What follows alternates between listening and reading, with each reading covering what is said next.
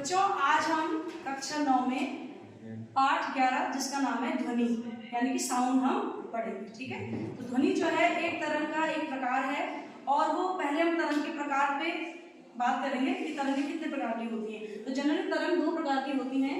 पहली होती है अनुदैर्ध्य जिसको हम कहते हैं लॉन्जिट्यूडनल वेव और दूसरी होती है अनुप्रस्थ तरंग जिसको हम कहते हैं ट्रांसवर्स तरंग। ठीक है, तो ध्वनि का जो टाइप है, ध्वनि जो होती है वो है अनुदैर्ध्य प्रकार की। किस प्रकार की?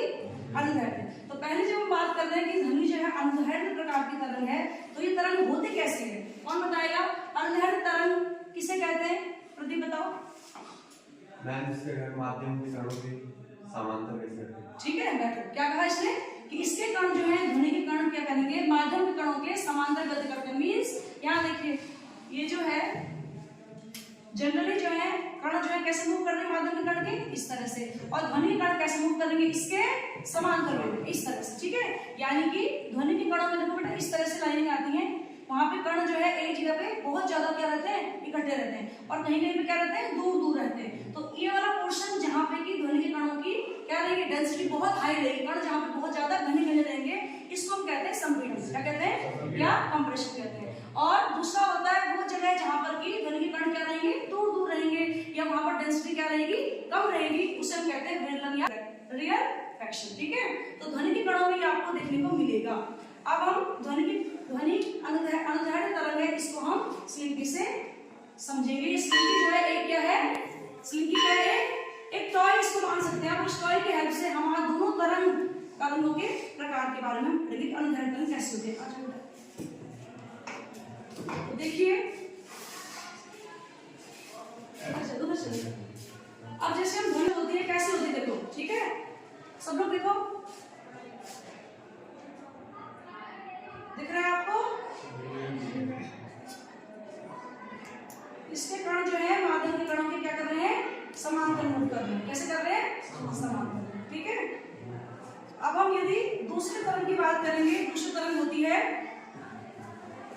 होती है अनुप्रस्थ तरंग। कैसे होती है? अनुप्रस्थ तरंग। जैसे कि कौन सी? इसको बोलते हैं ट्रांसवर्स तरंग। इसमें कण जो होते हैं कैसे करेंगे? माध्यम के कणों के परपेंडिकुलर गति करते हैं। कैसे करते हैं? परपेंडिकुलर मतलब है माध्यम के कण यदि ऐसे हैं तो इसके कण कैसे करेंगे? ऊपर और नीचे। कैसे करेंगे? इस टाइप से देखो बेटा। तो जो प्रकाश तरंगें होती है वो कैसी होती है? अनुप्रस्थ तरंगें होती हैं। जो ऊपर वाले पोर्शन में जहां तक मैक्सिमम आपकी तरंग जाएगी इसको हम कहते हैं क्रेस्ट या स्लिंग, और जहां पे मिनिमम जाएगा नीचे उसको हम कहते हैं ड्रॉप यानी कि गर्भ कहते हैं। ठीक है, तो ये अनुप्रस्थ तरंग को हम समझने की कोशिश करेंगे इसी स्लिंगी से कि कैसे जो है अनुप्रस्थ तरंग यानी प्रकाश तरंगें मूव करती है। देखो वहां देखो दिख रहा है सबको? तो इस प्रकार से प्रकाश तरंगें जो होती है अनुप्रस्थ तरंगें होती है। कैसे होती है? ऊपर और नीचे माध्यम के कणों के कैसे कर रही है मूव? ये ऊपर और नीचे मूव कर रही है। और ज्यादा तेज चलाएंगे देखिए तो बहुत सारे आपको स्लिंग कट जो है बहुत ज्यादा मिलेंगे। दिख रहा है? नहीं दिख रहा? कितने दिख रहे हैं? देखो दिख रहा है। और आप अनुदैर्ध्य और अनुप्रस्थ तरंगों को इस प्रकार से भी समझ सकते हैं कि अनुप्रस्थ तरंग जो है जैसे केंचुआ होता है, केंचुए की गति होती है किस टाइप से होता है केंचुआ? तो इस टाइप से केंचुए की गति जो होती है अनुदैर्ध्य तरंग में आएगी। और जैसे स्नेक होता है, सांप होता है, उसकी गति किसमें आएगी? इसमें आएगी अनुप्रस्थ तरंग। ठीक है, तो समझ लेना कि आपको जो ध्वनि की तरंग है वो अनुदैर्ध्य तरंग है और प्रकाश की तरंग जो है वो क्या है? अनुप्रस्थ। ठीक है।